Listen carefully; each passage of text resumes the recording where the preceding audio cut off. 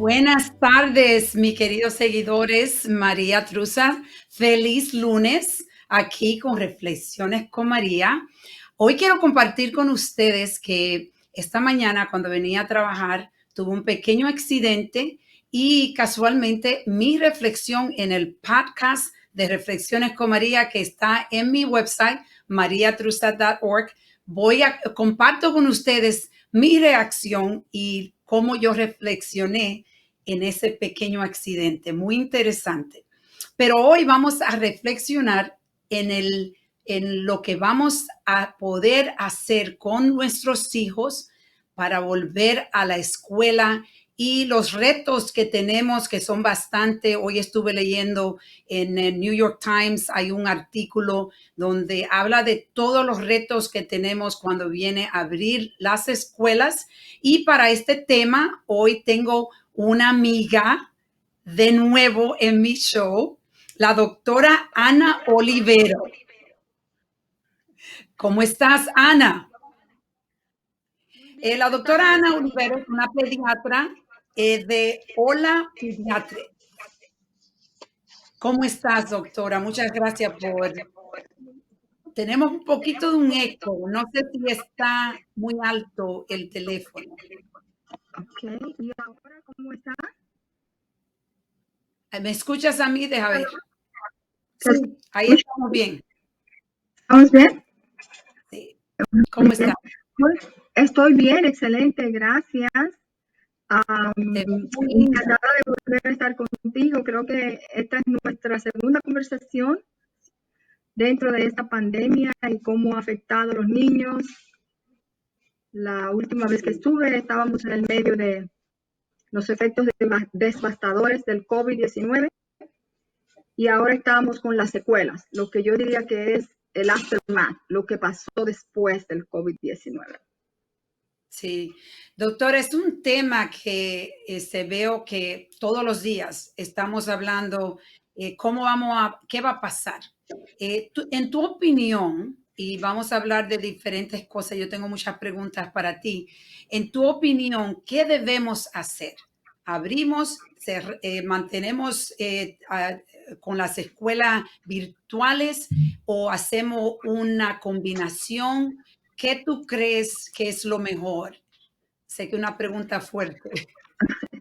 Bueno, María, fíjate, no solamente es una pregunta importante, es una pregunta fuerte, pero es una pregunta que me doy cuenta hoy que no tiene una sola respuesta.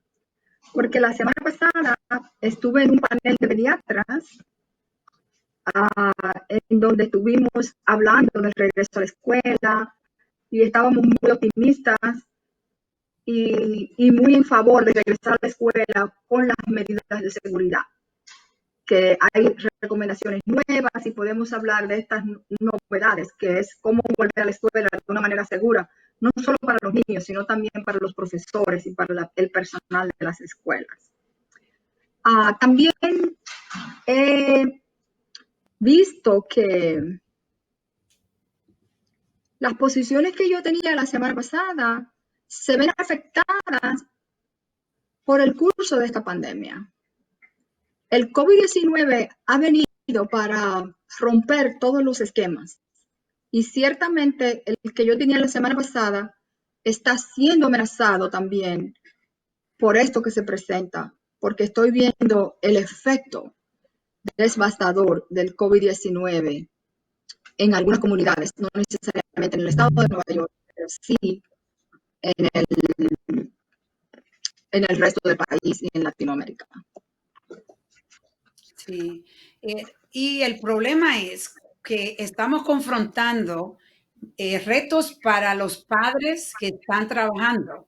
Esto le afecta el trabajo, le afecta a muchos niños la comida.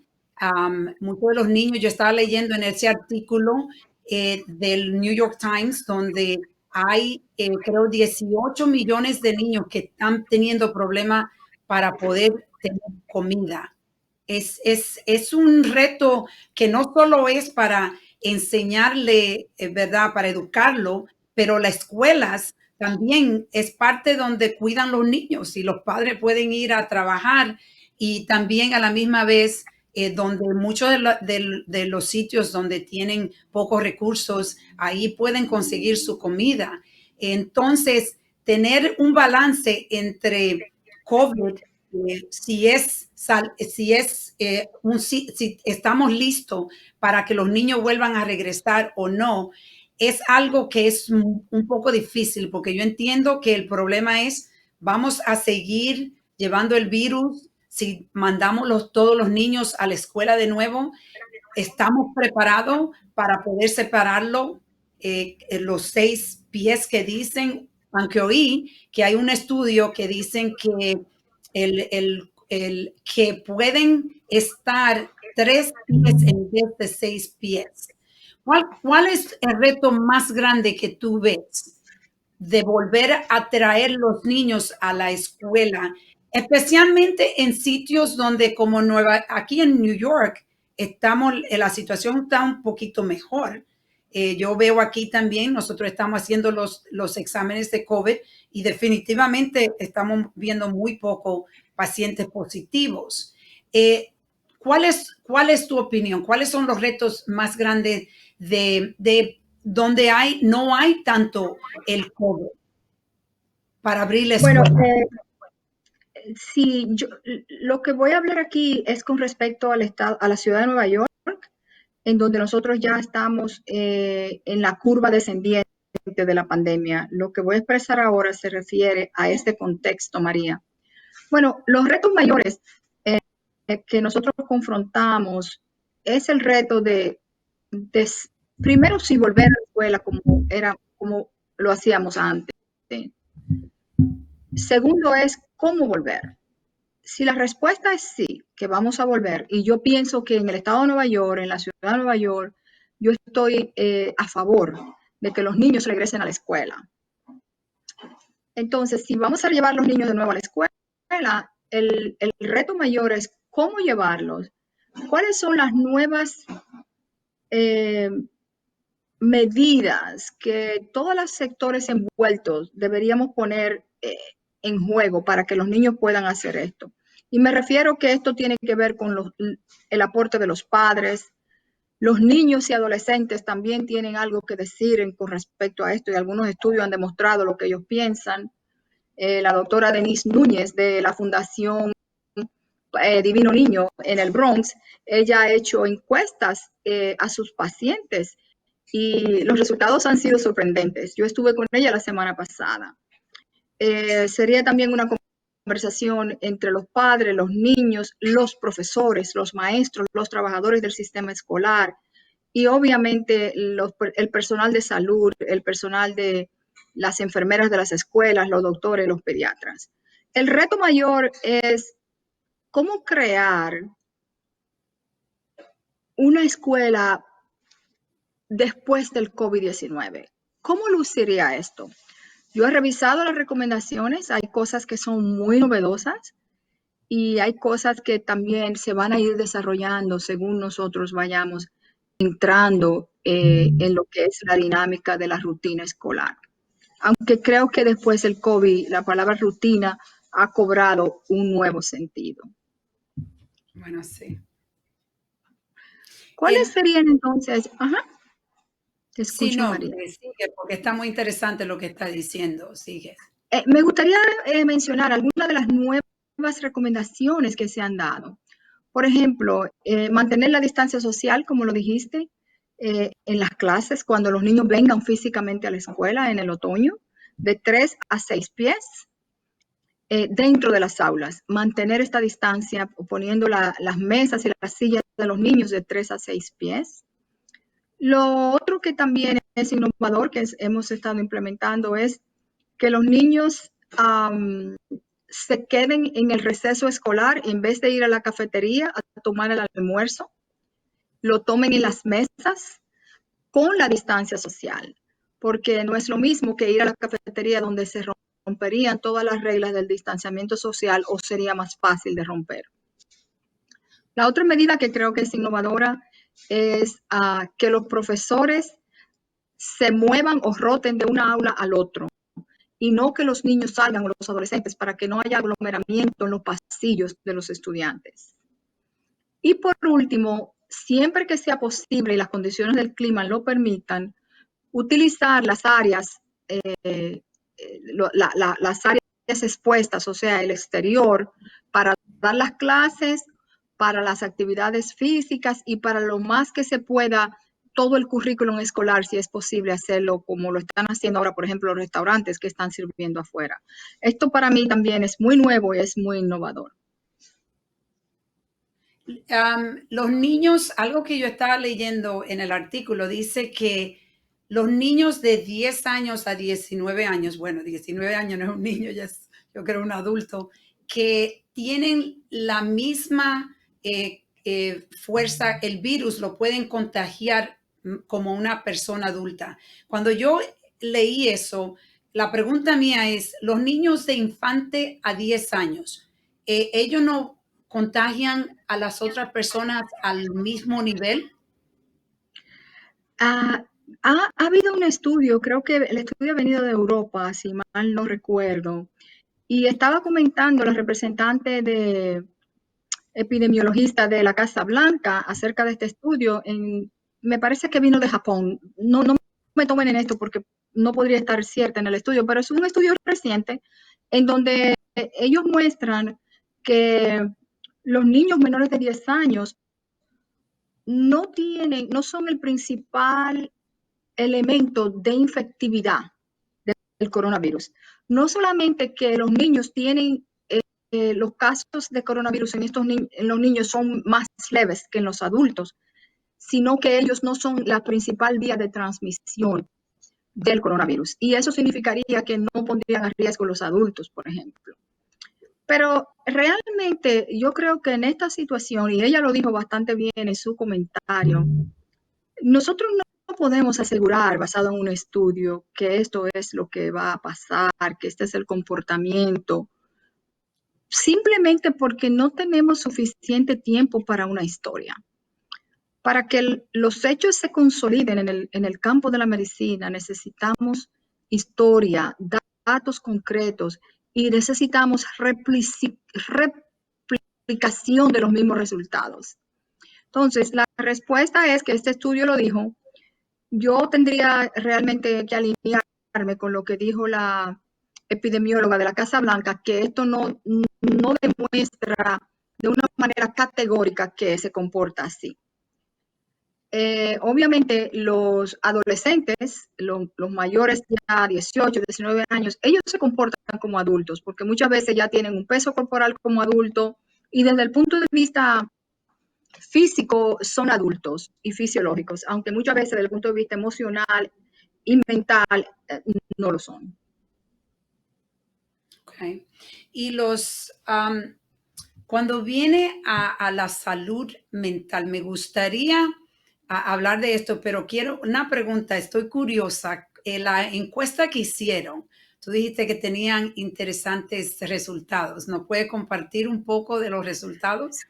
Sí, la doctora Denise Núñez de la Fundación Divino Niño, ella entrevistó cerca de 3,000 de sus pacientes y ella preguntaba qué opinaban de regresar de nuevo. Bueno, los padres tienen una posición un poco más conservadora.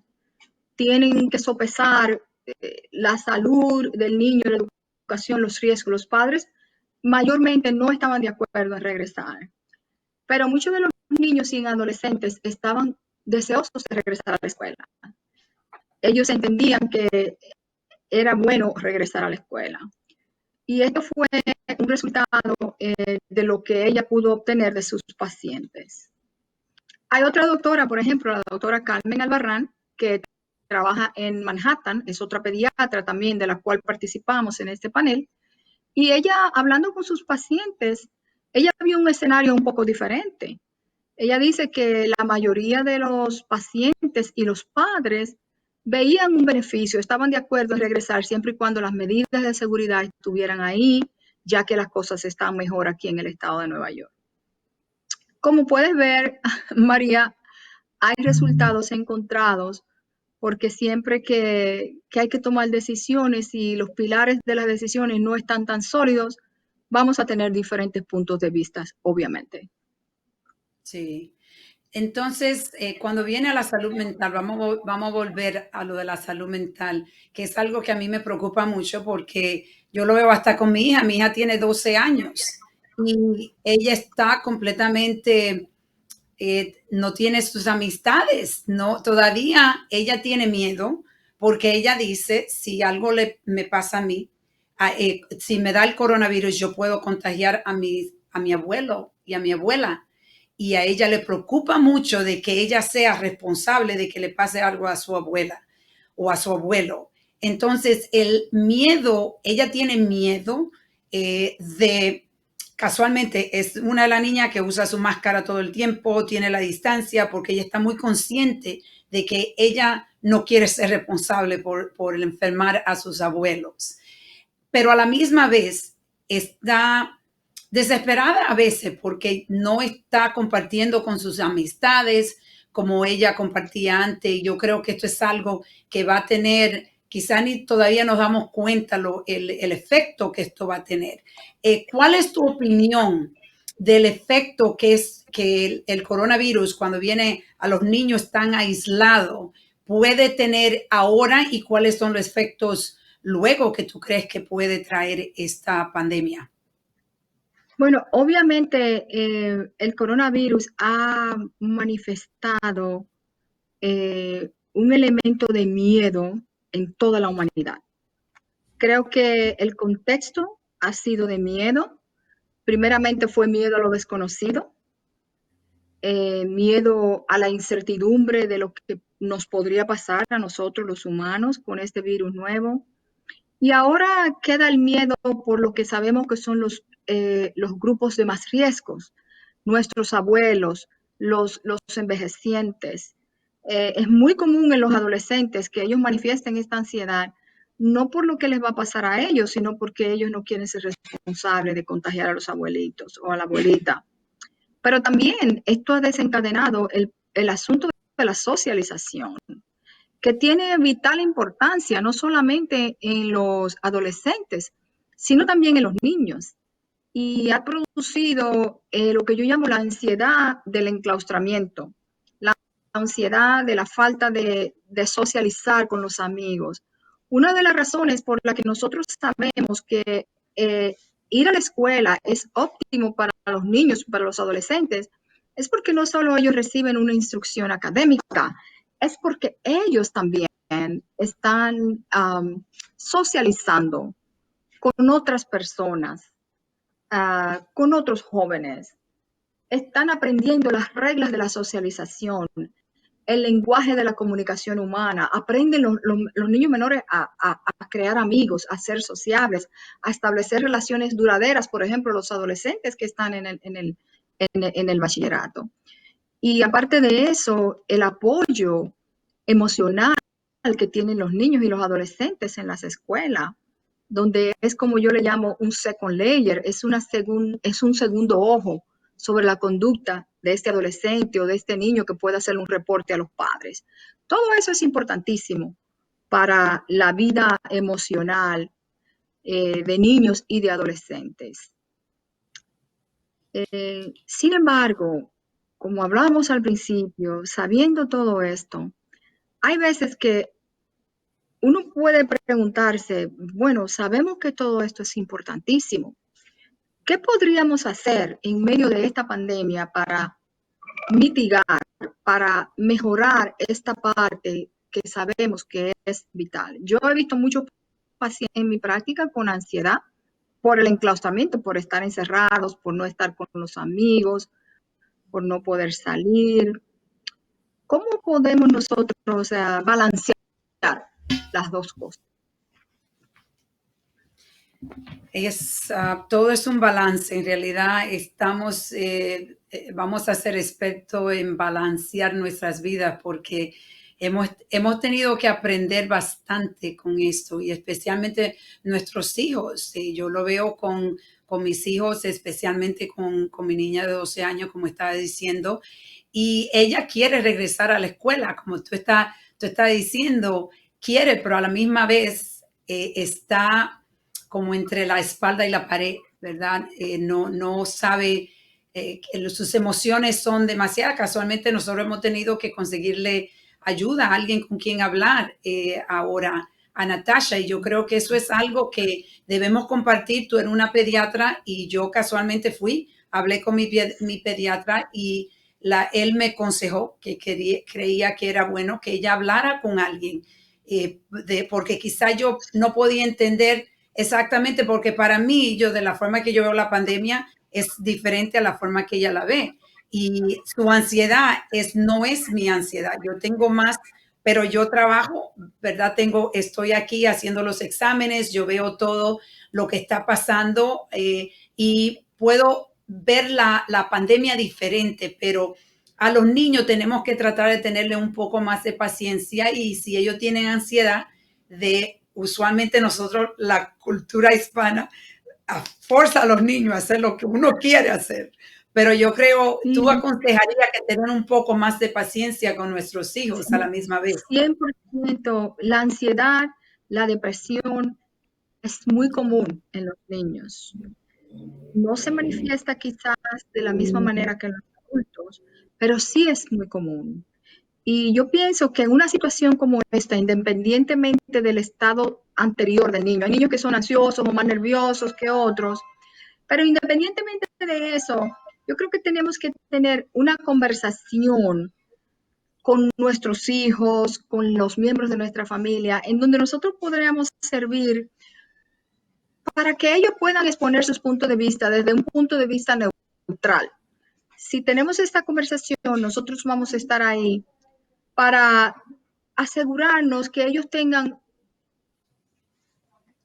una forma de comunicar lo que sienten, simplemente para que nosotros seamos receptores de lo que ellos están sintiendo, de cómo lo están viendo.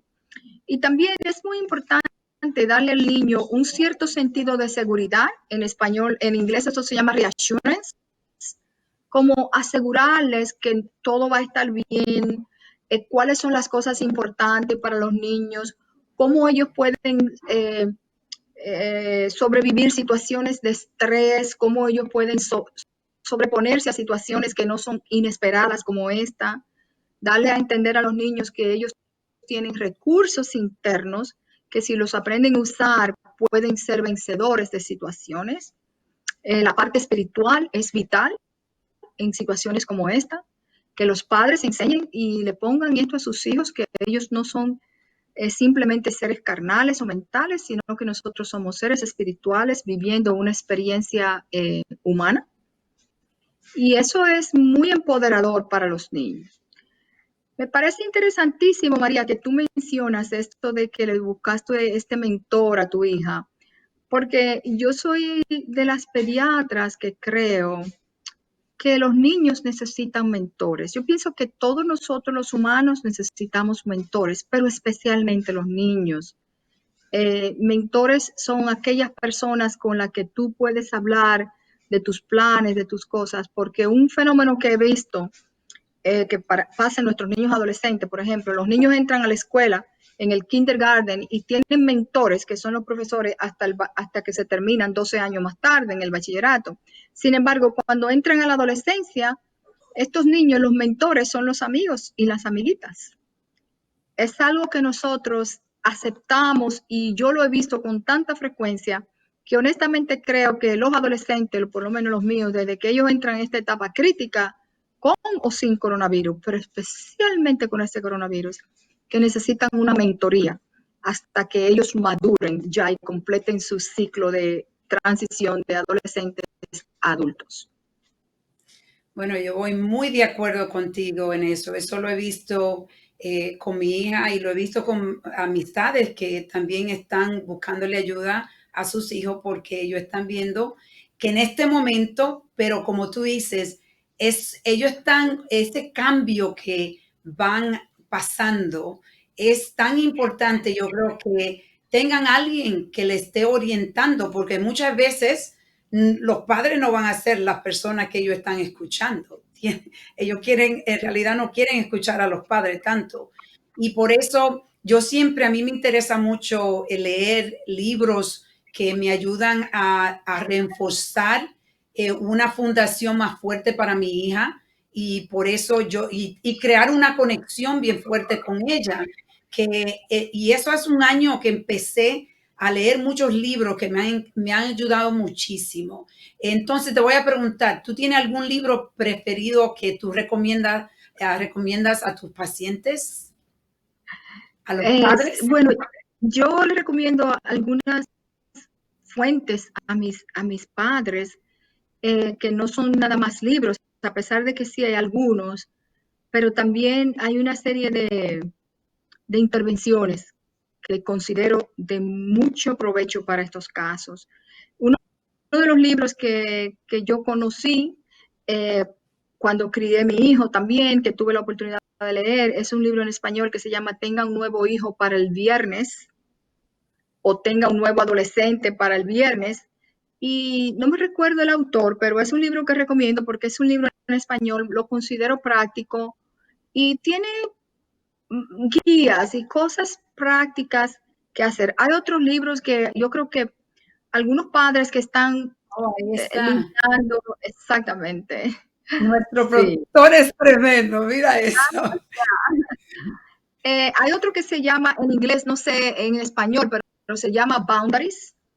Este libro yo no lo he leído completamente, pero comencé a leerlo y creo que es importante nosotros los seres humanos desarrollar el skill de poner, no sé si barreras serían en español, pero las boundaries de que se refiere este libro son las cosas que son negociables y las que no son negociables en la vida de un ser humano.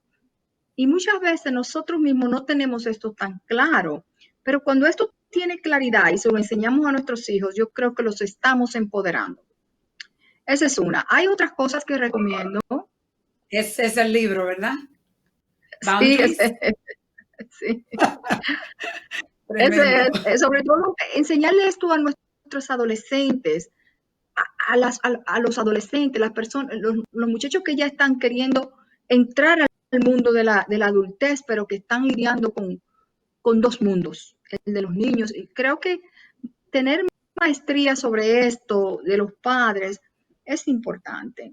También yo voy a mencionar aquí algunos cursos que creo que, no sé si tú eres una graduada de uno de ellos, María, el programa de Landmark, yo creo que ellos hacen un trabajo excepcional porque tienen una división de niños desde los 8 años, en donde ellos, en este currículum de este entrenamiento, es un seminario de 3 días y medio, no es ni religioso, ni psicológico, ni terapéutico, es simplemente una conversación entre seres humanos. Y en este caso es una conversación entre niños, si es en la división de niños, o entre adultos, si es la de adultos, o en adolescentes, si es adolescente, simplemente con un coach, con una persona que dirige la conversación. Y lo que nosotros aprendemos cuando tenemos este tipo de conversación es varias cosas. En primer lugar, que muy difícilmente estas conversaciones se tengan en el mundo de afuera. Yo no creo que nosotros estamos teniendo estas conversaciones y la conversación simplemente se trata de elegir quién tú vas a ser en cada circunstancia de tu vida, de ejercer el poder de elegir qué tú haces, no con la historia de lo que te pasó o la circunstancia, porque eso nosotros no podemos controlarlo, no tenemos poder sobre eso, pero sí tenemos todo el poder de elegir quién vamos a ser en medio de esa circunstancia. Te pongo un ejemplo. Hay historias de jóvenes que tienen quizás las mismas circunstancias. La circunstancia puede ser eh, eh, recursos económicos, falta de oportunidades, violencia doméstica cuando ellos crecen, enfermedades personales, enfermedades mentales, todas las cosas que nosotros conocemos que son circunstancias que no son favorables. Algunas personas hacen de esto un motivador y se convierten en seres que tienen una influencia sobre las otras personas que dejan huellas en la humanidad, como por ejemplo los grandes líderes, desde Nelson Mandela hasta Gandhi. Y otras personas con las mismas historias no llegan a estos niveles o no se realizan como a ellos les hubiera gustado, porque la historia de lo que le pasó es más grande que lo que ellos pueden ver y crear por ellos mismos. Entonces, la conversación de Landmark que yo estoy hablando, el curso es un entrenamiento de 3 días y medio, es un seminario, se trata específicamente de esto, de qué tú puedes hacer, quién tú decides ser libremente, independientemente de las circunstancias. Yo creo que eso es vital para los niños, para los adolescentes, especialmente las adolescentes y los adolescentes, en un mundo donde las circunstancias no siempre son controlables, como esta, por ejemplo, del coronavirus. Sí, yo voy de acuerdo. Casualmente, doctora, tú sabes que yo hice ese curso de Landmark muchos años atrás. Creo que son algunos 16 años. Me quedo asombrada. Y también mis hijos, cuando estaban pequeños, Franco y Jeffrey, que ya están en los 30, ellos hicieron el curso de Landmark también. So, yo voy de acuerdo. La idea es buscar forma de ayudarse de diferentes formas, y hay diferentes formas que te impactan más que otras, pero hay que seguir moviéndose y creciendo. Y nosotros, los padres, somos el ejemplo para nuestros hijos. Entonces, lamentablemente ya estamos llegando al final del show. Primeramente, doctora, quiero darle muchas gracias por unirse conmigo en el show y traerle esta información a nuestra comunidad, que es importante, y definitivamente quiero que sea una persona, una invitada frecuente en mi show, especialmente ahora que vamos a empezar a abrir las escuelas, o que ya las escuelas de una forma u otra, vamos a abrir las escuelas, sea virtual o sea en la escuela físicamente. Pero quiero darle las gracias, información muy importante, pero además usted tiene una forma tan linda de hablar que me encanta, y yo sé que a mis seguidores le gustaría tenerla de nuevo. Ay, muchas gracias, María. Yo estaría muy complacida. Creo que es importantísimo, como has dicho, que continuemos en la conversación. Es un proceso y yo creo que todavía el ciclo de conversación de antes de volver a la escuela no está completo. Y con muchísimo gusto yo formaría parte de nuevo de esta conversación. Perfecto. Y quiero darle las gracias a todos ustedes por seguirme, por apoyarme. Recuérdense que si les gusta el show, denle un like, y a la misma vez quiero que vean nuestro productor, Henry. Henry, dile hola a todos. Henry. Tremendo trabajo. Gracias, Henry. Cuídense. Bye bye.